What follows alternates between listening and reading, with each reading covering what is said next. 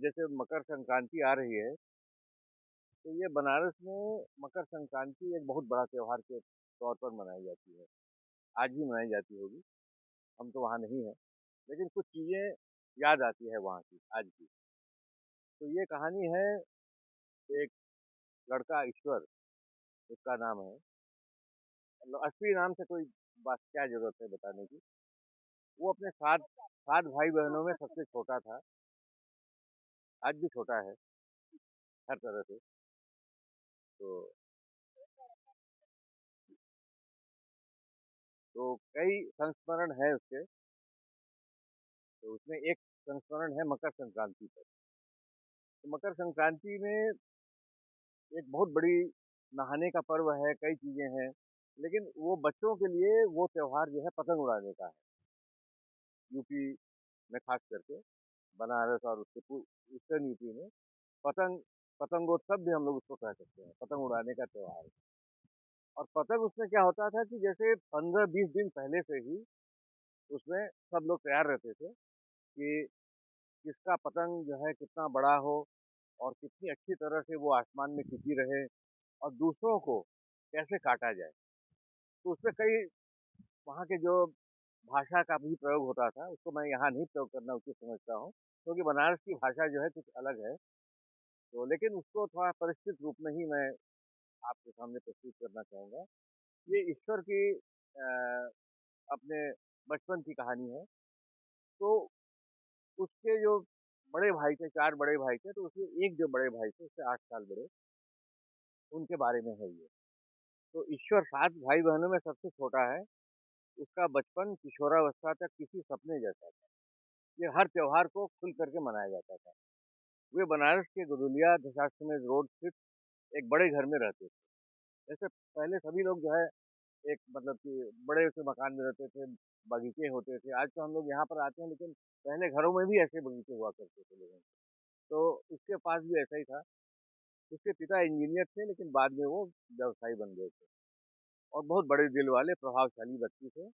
तो ईश्वर का अपने माँ और पिताजी से बहुत कम वो रहता था, इंटरेक्शन। मतलब बड़े भाई-बहन से ही उनकी सारी शिकायतें दूर हो जाती थी। तो हर साल मकर संक्रांति से पहले ईश्वर घर में बने मांझे से पतंग उड़ाने के लिए बहुत उत्साहित होता था। जैसे दिवाली में घर में पटाखे भी उसके बड़े भाई साहब बनाते थे, कहाँ-कहाँ से क्या फ़ॉर्मूला ला करके, और मकर संक्रांति से पहले वो मांझा भी बनाते थे। तो उसी मांझे से ईश्वर ने उसी धागे से दूसरों के पतंग को काटता था। तो वहाँ कहते थे बनारस में, जैसे पतंग उड़ाने वाले को बड़ा लड़ैया, छोटा लड़ैया ऐसे कहते थे। तो उस समय मोहल्ले में उसकी धाक जमती थी जब सबका पतंग वो काट देता था। लेकिन उससे उसकी अपनी उतनी वो नहीं होती थी जितना कि मांझा का महत्व होता है। तो पतंग उड़ाते समय कुछ मज़ेदार बातें भी होती थी, जैसे पतंगों के नाम चाँद तारा, बद्धा, कंठा, मोरपंखी आदि के नाम लेकर। ईश्वर के बचपन के पतंगबाजी के कई यादें हैं, लेकिन उसके बड़े भाई की एक यादगार सलाह उसके जीवन भर के लिए एक सबक बन गई। जनवरी की एक ठंडी शाम को ईश्वर अपने घर की छत से मोरपंखी पतंग उड़ा रहा था। मोरपंखी पतंग होता था एक जैसे मोर के पंख की तरह, उसके दोनों तरफ ऐसे निकले रहते थे दूसरे रंग से। वो बहुत उत्साहित था, क्योंकि पतंग उड़ाने वालों में से किसी के पास भी उसके बड़े भाई जैसा शक्तिशाली मांझा नहीं था।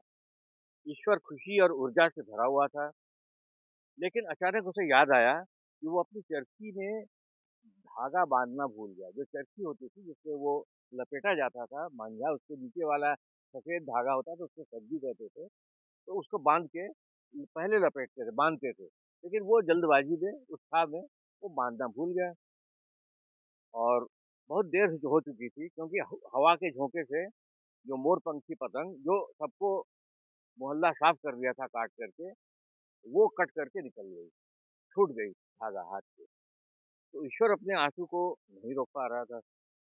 तभी उसका बड़ा भाई आया, तो उन्होंने उसे दिलासा देते हुए कहा कि हमारे जीवन में भी पतंग उड़ाने हमारे जीवन भी पतंग जैसा ही है। जब तक जुड़े हैं तब तक हम हैं। रो मत, बल्कि चरखी से धागे को जितना हो सके बांधने की कोशिश करो। ईश्वर के बड़े भाई का ध्यान आज से 10 वर्ष पहले हो गया था, लेकिन जब भी ईश्वर उन्हें याद करते हैं, उनकी सलाह उसके कानों में आज भी गूंजती है।